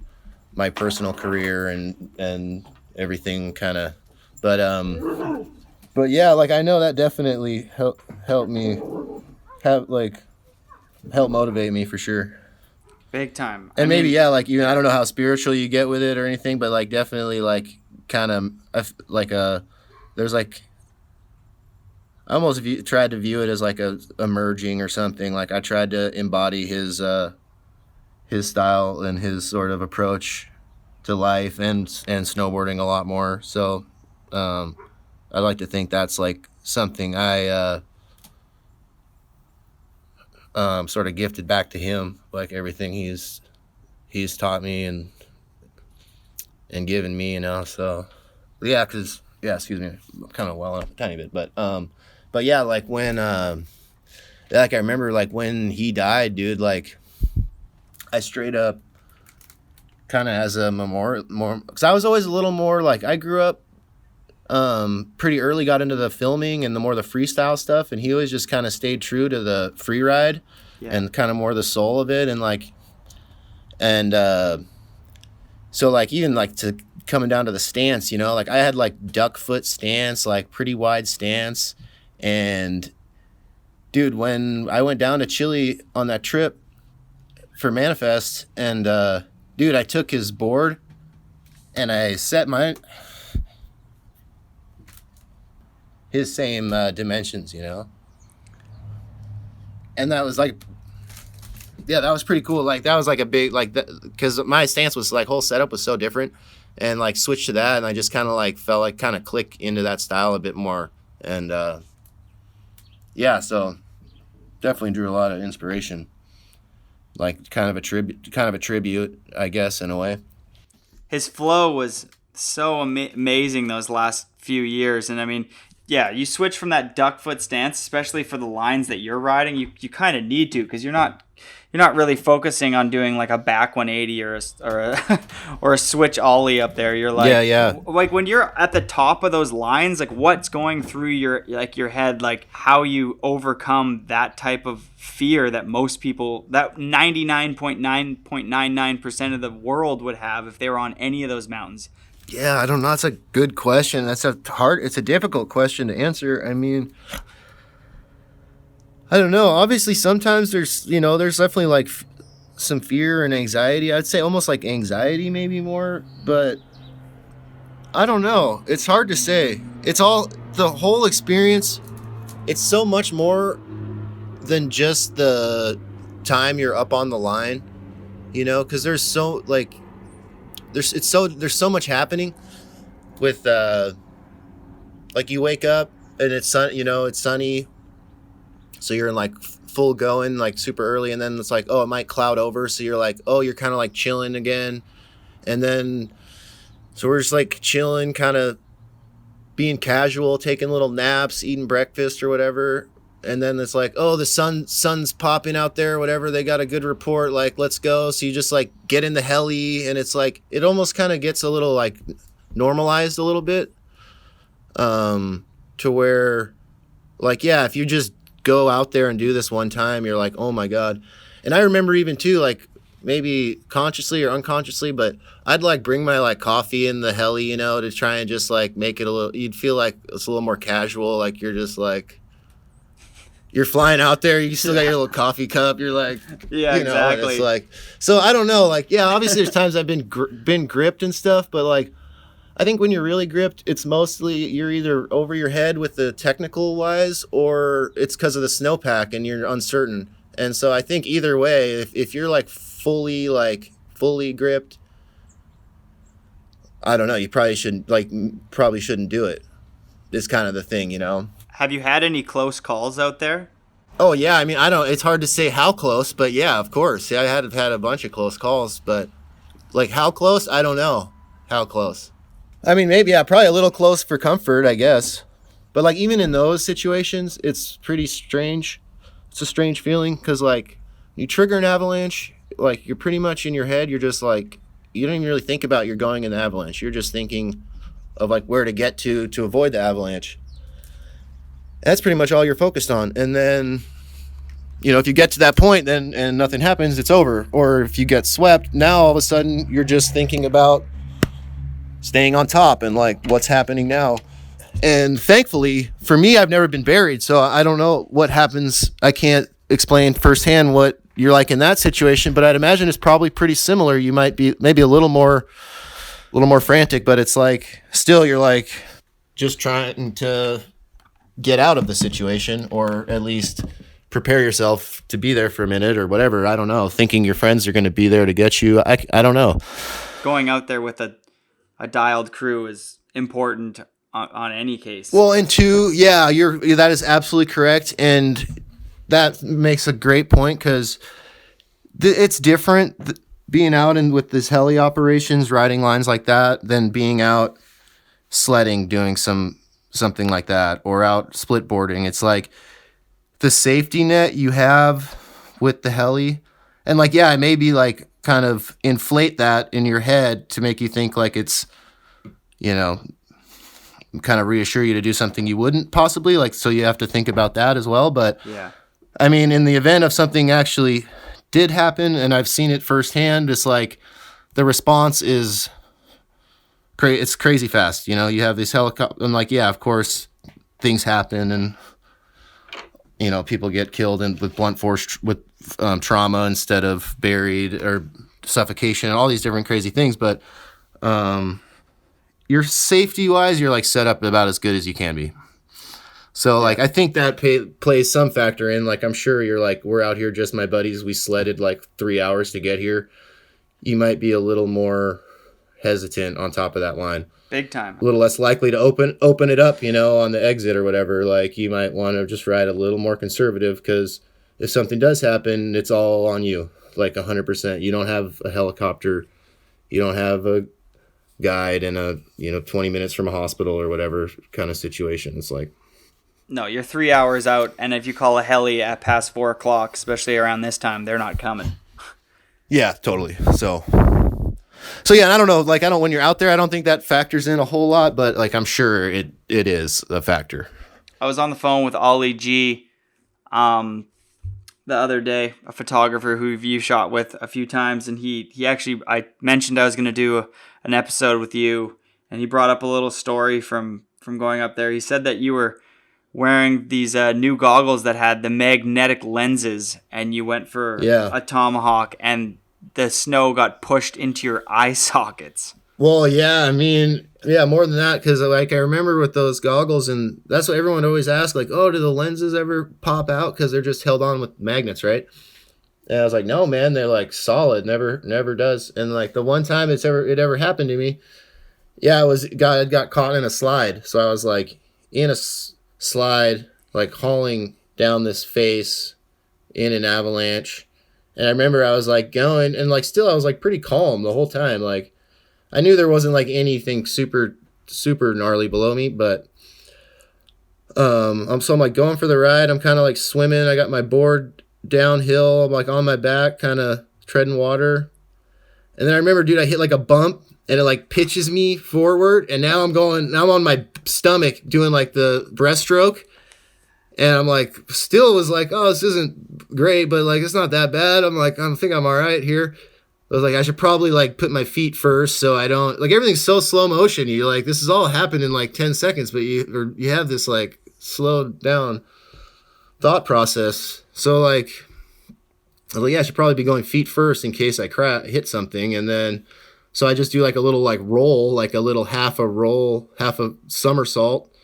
And now I'm back to my feet and I'm like, all right, like, cause I can still see like, a little light up top, so I'm not really freaking out. I'm like, okay, I'm like on the top, more on the top. I'm not like super buried. Like I kind of knew that. But then I hit another bump, dude, and it shoots, and my goggle lenses pop out, and I'm still in the same position, like feet down, like hauling ass down this mountain, like treading water, And now though, like all the snow is just getting like smashed into my face. And it's like caking now like the goggle frame is just like filling with snow. And I'm like treading water. I remember this so clearly, dude. I'm treading water with one hand and then like scraping snow out of my eyes so I can maybe see a little bit with the other at one point. And then, dude, it all stopped. Like I settle and I'm like right on the top.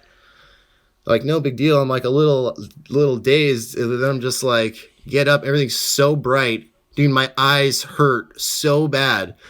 And, dude, it straight up felt like for like 2 days, my eyes were messed up. It felt like someone you'd like held took your fingers and held your eyelids open and someone like sprayed you with a hose or something. And you couldn't close your eye. You just had to like hold it open.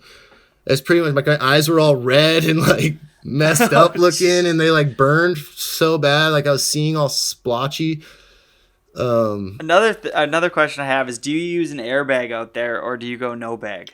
Yeah, all those parts. I never wore an airbag. The only year I wore an airbag was I was filming with that year I filmed with Trans World. Yeah. The year after that, ever since. And yeah, I don't know. I don't know about them. I've never had to use it. I've seen it used.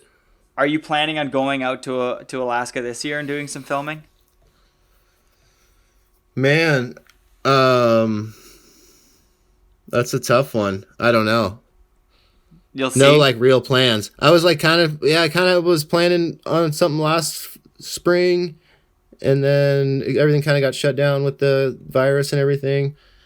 It'd be cool to go up there. What's it like just living up there? Is there a bunch of people? Oh, well, it's sick. The culture is amazing. I mean, Southeast Alaska is amazing, man. It's so cool. The people are amazing. The whole area. I mean, it's beautiful. Yeah, it's really cool, man. I mean, definitely like small town. I mean, Haines in particular is like small town, and yeah, I love the place. And I mean, I've never really lived there full time, but I've spent quite a bit of time there, I guess. Who's some regulars that you see up there? I mean, I feel like Jamie Lynn like parks up there a lot of the time. I mean, you go up there. What, Jamie Lynn? Yeah. No, they're going to they're Valdez. In Valdez. Yeah, I've never seen him in Haines. Okay, see, this is where, Valdez and Haines to me are just like Pemberton and Whistler. Yeah, so those are kind of the two main, like the best or easiest access to like helis and good riding in Alaska, or sort of either Haines or Thompson Pass, like Valdez area. And you prefer? Well, I mean, it's not even really preference because I've never been to Valdez. I've only been to Haines. But I think like with my riding style, I mean, I'm sure it's kind of had developed riding Hanes, but I don't know. It's like more. It's a little bit more featured in spines and pillows and stuff. Or Valdez, just from like they have spines and pillows and stuff as well. But just like general, what it seems like bigger faces and stuff in Valdez, not as like less featured, more bigger kind of. You get up in the morning. You're in your trailer, perfect conditions. What do you want to be on top of? Like, what's your dream scenario? Like spines, or do you want to be riding pillows? Like, what's your dream day out in the mountains? Oh man, definitely spines, dude. I mean, spines like that's definitely like towards the end, like especially like that last year, and that's kind of part of I think why I didn't end up getting. Well, it's a whole lot of variables, but yeah, like the last year I really filmed with the heli up there. I was really just focusing more on like riding these just more technical spines and stuff. And I didn't really get too many shots because it was like pretty hard to it was pretty hard to make it down them clean, you know?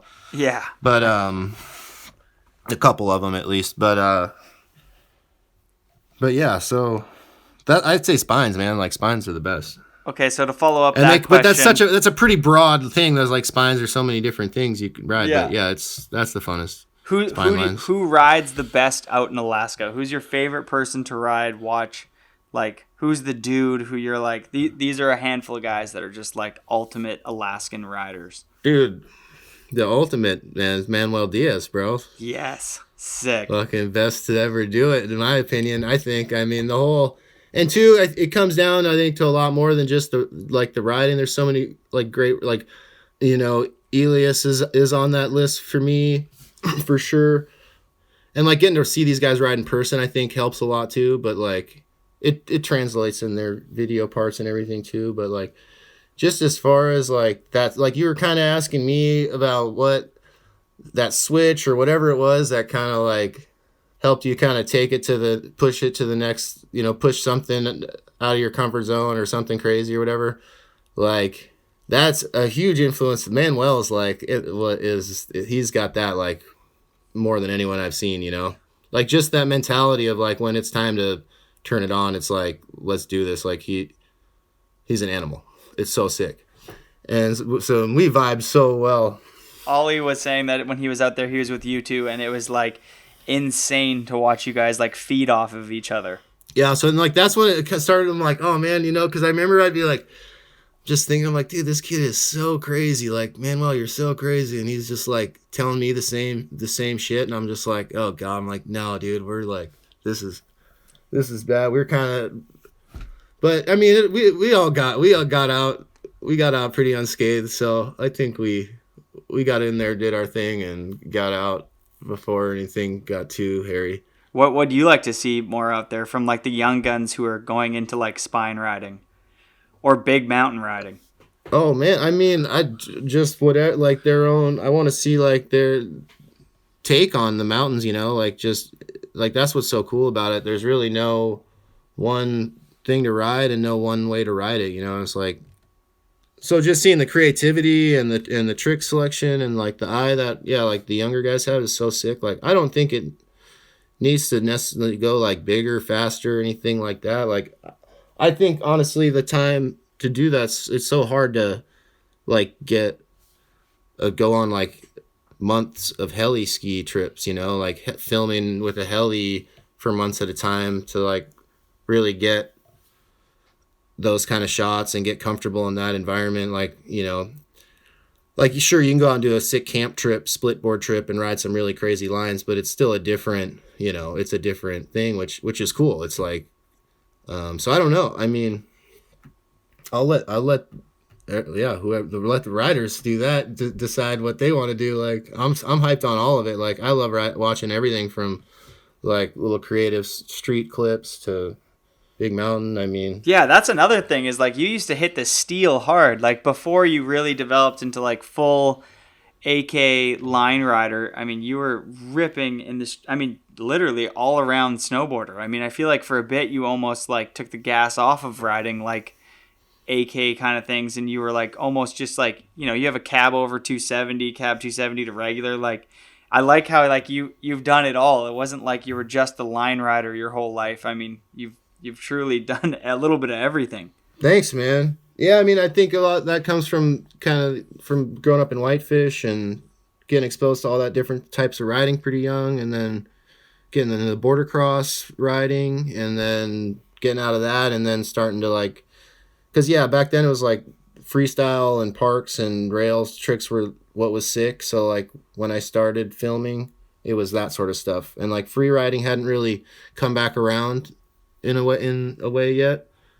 Because I was still kind of early 2000s, and I feel like it wasn't until like kind of later 2000 that free riding really like, now like free riding, everyone knows like that's like one of the reasons what makes snowboarding so unique, is like these big mountains and snow, and like it's just so crazy, like so much snow falls on these places, and it like allows people to do, like, of course you can do huge stuff in the streets and stuff, but it'll just like never, the scale just would never compare. Like people can jump off 100-foot air in the right circumstances on an Alaska face, and like the impact might not even be much of anything. It's just like the snow and the terrain just kind of like, you can do like a touchdown. You have like I think you have the biggest ollie ever done. Like as far, maybe somebody's done a bigger trip, but the one ollie you do, the one I'm talking about. It's like I read it for sure. Which video was that one in? Was that in Ever Since too? Yeah, that's Ever Since. Yeah, that's Absinthe Ever Since. Yep. Yeah, that ollie is, and I feel like you almost needed like a fourth angle on that. You know what I mean? Like, I don't feel like there's enough angles to justify how big that is. Yeah, I think it was kind of tough to shoot, I think, for the airtime, like what it was, but it still turned out pretty sick. I think you get the gist, that it's still pretty huge. But like, yeah, seeing it in person, like even just seeing the track afterwards, you're like, yeah, that's kind of crazy looking, like it was definitely, yeah, I don't know, different, something I'd never really done before, that's for sure, or we'll probably ever do again. But I mean, you don't have to do it again. I mean, that ollie you could leave alone. I don't think anyone else is. I think that's a one and done spot. I don't think anyone's gonna go one up you. Yeah, I remember I tried to do a trick off, and I like almost died. I like caught my lip. It just was like a ski jump, like a Galunde takeoff. It was a crazy feature. You must have been like spin slow, because whenever I hit a big jump, I have to tell myself that like 1,000 times off the takeoff. Like, don't overspin it. Like, you're going to be in there for a while. Yeah, I somehow tried to spin so slow that like I didn't edge, and I like caught my edge off the lip instead of like edging off. I like caught my toes. I've done that. Going front side somehow. I don't even know. It was scary. I can imagine. Flailing through there for like heading straight for this bomb hole from my last one, I think. So what does the future have in store for Jason? Like what's your plan now? I mean, you absolutely, to me, you're somebody who's lived 1,000 different lives. I mean, if anybody has some spare time, if you just Google the name, I mean, there's so many interesting stories that come with your life, and you've overcome so many hurdles. I'm just curious to know where's your direction now? Well, yeah, I mean, thanks, man. That's really nice of you. I mean, I've been snowboarding a lot this season, like a lot more than I have for a while. Like, I think I was kind of feeling burnt out there for a little bit. Not even burnt out, just kind of like I didn't really know where to go with it, and I had gone to do all that heli stuff, and it just felt weird. Like, I didn't know what to go to next from Absinthe, and felt kind of lost a little bit. But now I'm just like so stoked to shred, like living out here. Baker's really not that far. I've got all this cool stuff to explore here, and been getting out with the homies a little bit, with the, shooting a little bit here and there. But so super fired up on riding, like trying to do trips and kind of like get that going. Especially after this whole virus thing started, it's a good time to take a step back and just be grateful that you're healthy enough and capable to snowboard in these times. Because going through this last year, I've really come to terms with how important snowboarding is to me, not just for video parts or for clout or sponsorship, but it's for my own personal well-being and navigating through life. Strapping into a snowboard, there's really something about all of your problems and issues really disappear while you're focused on just shredding in front of you. You're really in the moment when you're just ripping. Well, yeah, for sure. And two, I mean, there's kind of this thing, when all you have to focus on really, and you're making enough money to live, and you just focus on snowboarding. You're not really thinking about anything else. You're just snowboarding full on, and then you're not making money snowboarding, and then all of a sudden you have a lot less time to snowboard because, well, you got to go get a job or something, like what I mean? So it's a tough balance there.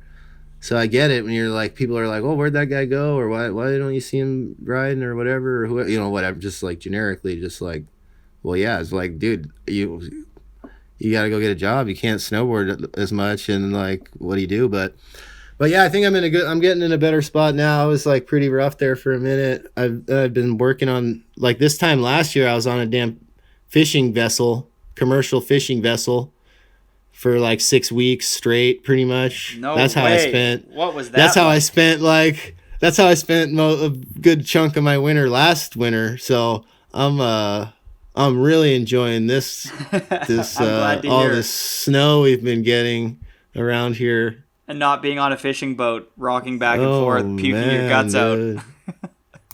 Yeah. So I'm super thankful for that. Was that okay, or were you losing your mind? Would you do it again?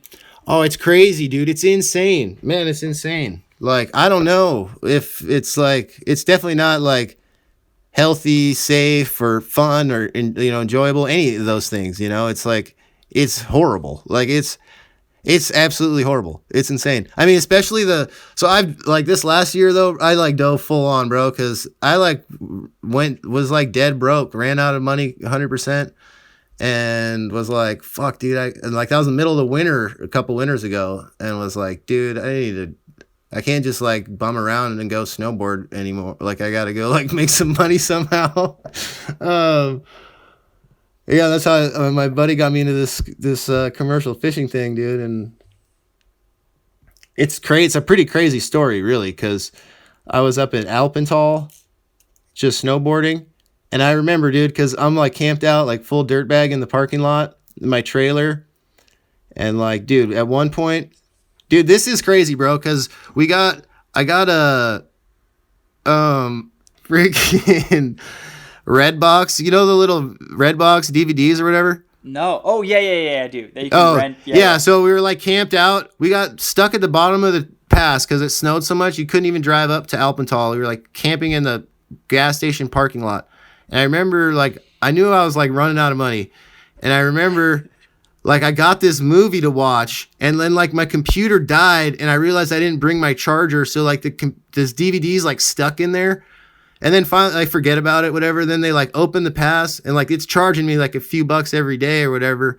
No. And I remember I'm like up there, dude, and like I go to use my card, and it was declined, and I was like, oh fuck, dude. I checked my bank account, dude. I'm like -$3 or something. I'm like, oh, dude, it's done, dude. I had like no prospects for work or no like money coming in or anything, dude, But I was like, well, screw it, like whatever. I'm up here now. Like, I got enough money to get gas to get out of here. So I just like stayed up there and like shredded for a couple more days. Like, I had a pass and everything. And dude, I'm like hiking this run, and there's like all these freaking, like, I'm eating this like it's like you hike up this run before you drop in. Everyone takes a drink of water, has a snack or whatever. I'm like eating my like stale ass trail mix, and there's all these like Dungeness crab shells like littered in the snow, right? Yum. And all these like bright red crab shells, and I'm like, damn, dude, like somebody is killing it, bro. Like they're up here doing the same run we're doing. So I get back to my truck and get my phone and everything. My buddy left me a message. My buddy Greg Phillips, dude, shout out to Greg. He was like, yeah, man, I saw your truck. I like left you some crab in your fridge. And then so I was like, oh shit. Okay. So, cause he's like full on shredder. And he showed me around Alpental a bunch like the winter before. So like, it made perfect sense. It's like, these were his crab shells at the top of like the sick run.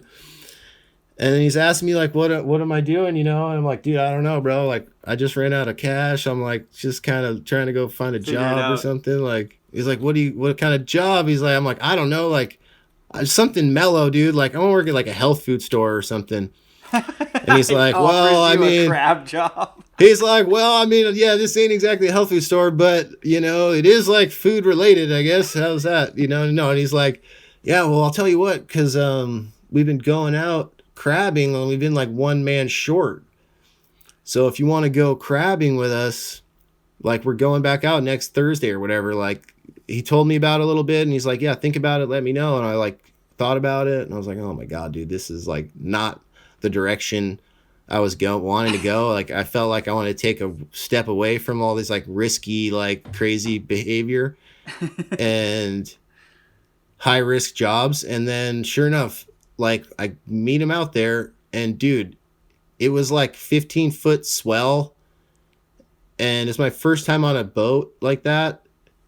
And it was insane, dude. It was like out of a freaking dream or a movie or something. Were you in like a Hollywood movie? Like, did you think you were going to fall off the ship and die?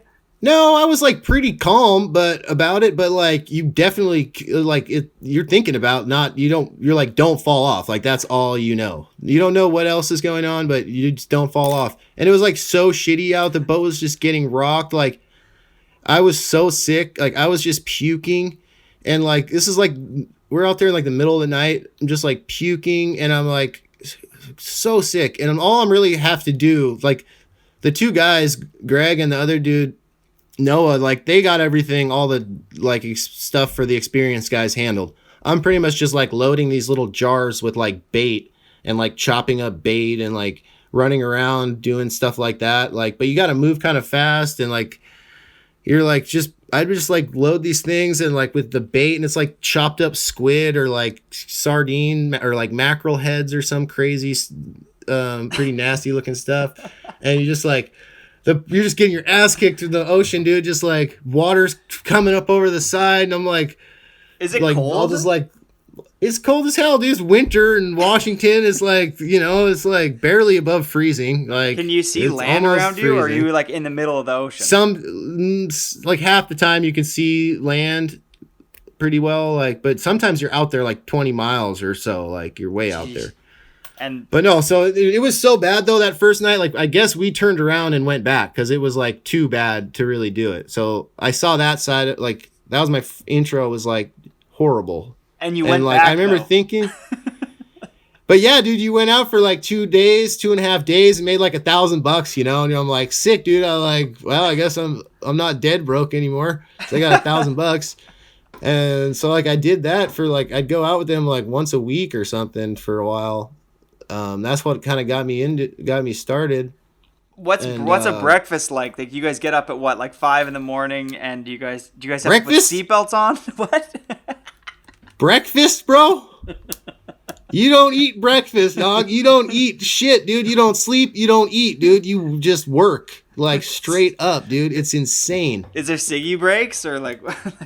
Oh, I mean, yeah. You get little snack. Like it's not really like, oh, you get a break. Like it's like, oh, there's an hour between these crab pots and those crab pots. Like, you can go grab some food and yeah, ciggy break, whatever you need.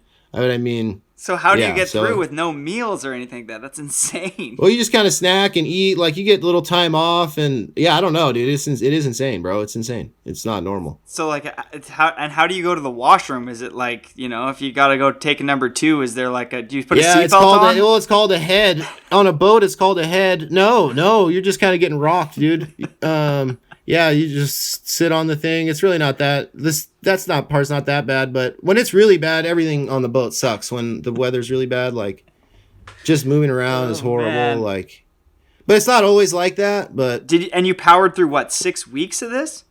Well, so no, that like the first year I did that, like a few just 3-day trips. We'd go out and like go through all the stuff. Like, yeah, you wouldn't maybe sleep a few hours over, like 10 hours over the 3 days.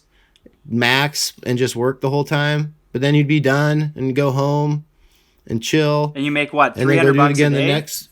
Well, I mean, it comes out to your catch, so, but it would average like $1,000 for 2 or 3 days. So yeah, I don't know. Oh, that's not bad. $300 to $500 maybe, but it all depends on how much you're catching and what you're just getting a cut of the fish sales caught. So the crab that you catch. Do you look back and it's like, now that you're not swaying on a boat, is it kind of like funny and you had a good time with those guys, or are you like, that was actually a nightmare? Oh no, it's sick. No, I mean, I back it. Like, I'm down with it. Like, I thought about doing it again this year, for sure. It's like gnarly, but it's not, it's cool. My friend, actually, a really good friend of mine, did that when I first met him, probably like 10 years ago. His name's Craig. He lives on the island here. He used to do it up north for like Alaskan king crab or whatever. And oh yeah, Bering Sea. Yeah, that's gnarly. Yeah, one of the guys fell off the boat, and there's just nothing you can do. They're just gone into the black and died. Yeah, that's not cool. That shit sucks. That happens more than you think. Yeah, that stuff happens, dude. It's crazy. Like boats sinking or capsizing, like crazy stuff, man. So you threw out in the middle of that, though, that you wanted to minimize your like risk a little bit. What made you feel like you want to do that? I mean, like, you riding the gnarliest lines in Alaska. I mean, you're going crab fishing now. Like, at one point, did you, in the last few years, were you like, I'm just gonna slow down and like chill, or do you want to go get your heart going again and go ride the craziest line ever? Oh, I'm pretty fired up right now, dude. I'm pretty damn fired up, honestly. Yeah, and like that's what because I hadn't really gone that into like filming and stuff the last few years. But like I was out with early season this year. I was out with Tanner Hall, was filming his real snow. So he was building all these. I was helping him out with the whole thing, like building kickers and hitting jumps with him and stuff. And, sick! Did you get a few clips? Not really, dude. Because I kept trying. Like every hit, all I tried were doubles, everything. So like I've tried more doubles this winter than I've like my whole life combined by like probably double, like I've thrown so many attempted double corks, and like I've gotten really close. I've landed a couple, but like I rode out, like the one I'm really struggling that I'm closest with is the front 10 double, and I've like what grab are you throwing in there? Mute, tail, melon? Just grabbing melon, which just seems kind of the easy kind of cop out easy way to do it. I would go mute personally.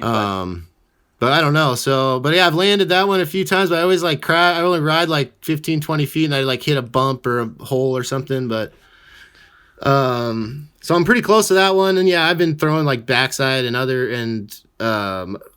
freaking, I tried a cab, but yeah, like I'm a long ways from anything really landing them, but not really. I just need the right jump. Hey, I might have to take a leak real quick. Is that chill? Yeah.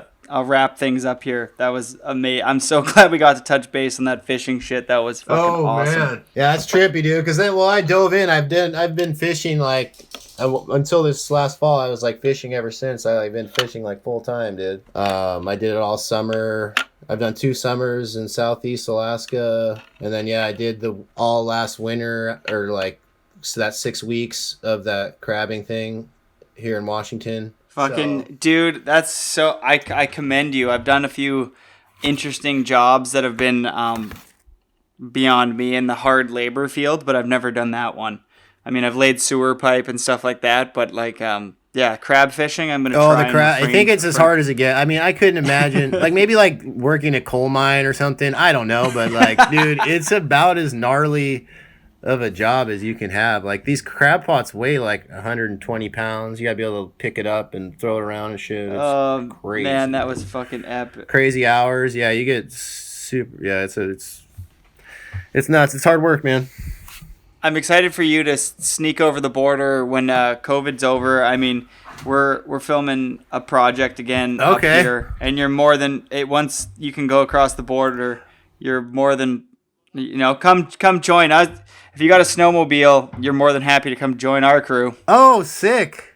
You got a film crew. Yeah, that sounds sick, man. Thank you. Yeah, come out whenever, dude. I mean, once this is over, like... Thanks, bro. I'd be honored. That sounds awesome. Fucking rights, dude. The one clip that I didn't get to touch base on, which might be one of the most rowdy... The back rodeo 7 into that line you do. Oh, in dopamine, like, yeah. That clip is like... Yeah, you're literally mixing together what like I do here in Whistler, like hitting a jump and then just riding out, and then you just incorporate a line after that. Like, fucking dear God. That clip is so Thanks, sick. dude. Yeah, that one was a trip, dude, because, yeah, like, I didn't pat down anything. I just rode into it. And, like, Bodie'd hit it before and did front seven and stuff, and the shots look insane, you know? And then you bomb out, and it looks all crazy. I mean, the bomb out's really actually kind of not as big as crazy as it looks, but it does. I mean, it's cool. But no, because on that one, yeah, I just went up. So, like, it felt so slow by the end, and I just kind of went up, and it was so deep on the end of the cornice. I kind of, like, nose dug in, and it just loaded the nose and, like, popped me around, like, into it perfect, you know? And I just, like, was kind of shocked that I was, like, riding away so easily. No Yeah, way. so that was What's pretty what's your favorite clip you ever filmed? Oh, man.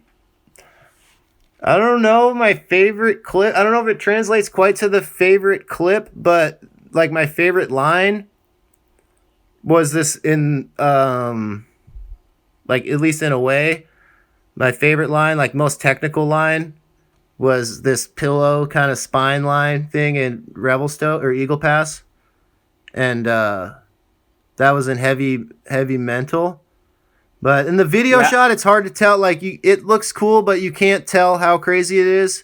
But like, that was one of the probably the most technical line I ever rode. And I remember seeing it and was like, "Oh, that thing looks so sick!" And I kept hiking a little higher, and it like kept going and kept going. There was like 4 or 5 different little drops and like crazy spine fin. You had to just follow this thing down, and like at any point, if you fell off, it's super steep on both sides. You just like slip right off the thing, you know. And I remember there was nowhere to even film it from, and Hosnick was like, "Well, we got to." It was kind of a cloudy day, but he did an aerial shot, and it's still like you couldn't tell how technical it was. I don't think it didn't quite translate, but that's probably my favorite.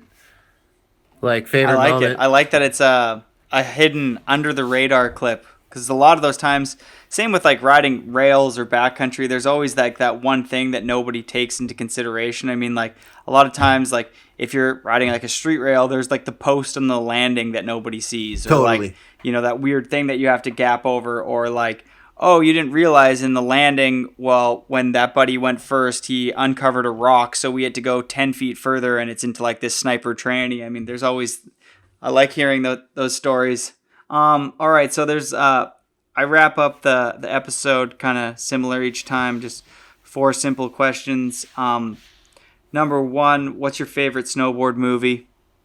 Favorite snowboard movie? I think I'll take it back to your with Manifest, dude. That's my favorite for sure. Like, I got to put that up there. Like, just, I mean, the whole package with, yeah, just how dear it is to my heart and everything. Like, and getting to be a part of it, and seeing Aaron kind of shine in that way was, yeah, that was special. So that's got to be number 1 for me. I watched it today. Solid movie. Oh, sick, dude, sick.